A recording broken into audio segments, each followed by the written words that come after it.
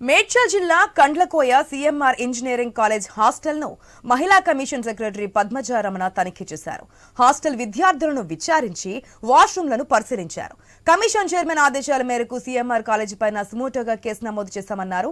విద్యార్థులను విచారించి చైర్మన్ కి నివేదిక అందిస్తామని పద్మజ రమణ తెలిపారు. విద్యార్థుల హాస్టల్ వాష్రూమ్లలో సీక్రెట్ గా కొందరు మొబైల్స్ లో వీడియోలు తీశారన్న ఆరోపణలతో ఆందోళనలు మొదలయ్యాయి.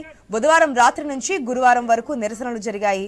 ఎట్టకేలకు కళాశాల యాజమాన్యం స్పందించడంతో విద్యార్థినులు శాంతించారు. విద్యార్థి సంఘాలు చేపట్టిన నిరసనలు ఆందోళనలు రాష్ట్ర వ్యాప్తంగా సంచలనం రేపాయి.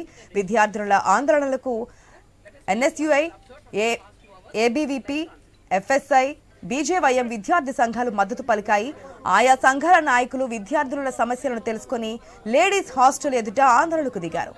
బాధితులపై చర్యలు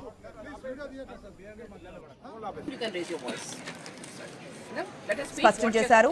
మేడ్చల్ ఏసీపీ శ్రీనివాస్ రెడ్డి బాధ్యులపై చర్యలు తీసుకుంటామని హామీ ఇవ్వడంతో వారు శాంతించారు. 5 అనుమానితులను అదుపులోకి తీసుకున్న పోలీసులు విచారణ చేపట్టారు. వాళ్ళు కలెక్ట్ చేసినట్టు మాకైతే ఏం కనబడలేదు. అవి ఆల్రెడీ పోలీస్ వాళ్ళు కలెక్ట్ చేసుకున్నారు. అన్ని చోట్ల మొత్తం సీఎంఆర్ గ్రూప్ లో అన్ని చోట్ల సీసీటీవీ ఫుటేజ్ ఉన్నది. అదేం లేదు అనేది అతని వాళ్ళ దగ్గర కావాల్సిన ఇన్వెస్టిగేషన్ లో వాళ్ళకి తగ్గట్టుగా మేము సపోర్ట్ చేస్తున్నాము. అన్ని డివిఆర్ లో అన్ని కూడా రికార్డ్ అయి ఉన్నాయి. సో వాళ్ళకి ఎప్పుడు కావాలన్నా కానీ మేము దాన్ని ఇస్తాము. అదే కాకుండా మేము మా తరఫు నుంచి ఇమీడియట్ గా కూడా ఒక ఎంక్వైరీ కమిషన్ వేసినాము. 5 lady staff, senior professors already మా కాలేజీలోని 18 ఏళ్ల నుంచి పనిచేస్తున్న వాళ్ళందరినీ కూడా వాళ్ళతో పాటు పోలీస్ వాళ్ళతో పాటు కూడా ఉన్నారు. అక్కడ వాళ్ళు కూడా వెళ్లి పిల్లలతో మాట్లాడి ఇన్ఫర్మేషన్ అంతా కలెక్ట్ చేస్తున్నారు. అండ్ వాళ్ళకి 100% భరోసా ఇస్తున్నాము. మేము రాత్రి అంతా కూడా ఇక్కడే ఉన్నాము. పిల్లలతో పేరెంట్స్ కూడా మాట్లాడి డీటెయిల్స్ అవన్నీ కూడా చైర్పర్సన్ గారికి సబ్మిట్ చేస్తాము. మేడం చైర్పర్సన్ గారు ఫోటోగా తీసుకొని నోటీసెస్ ఇష్యూ చేయమన్నారు. అది ఇష్యూ చేయడం జరిగింది.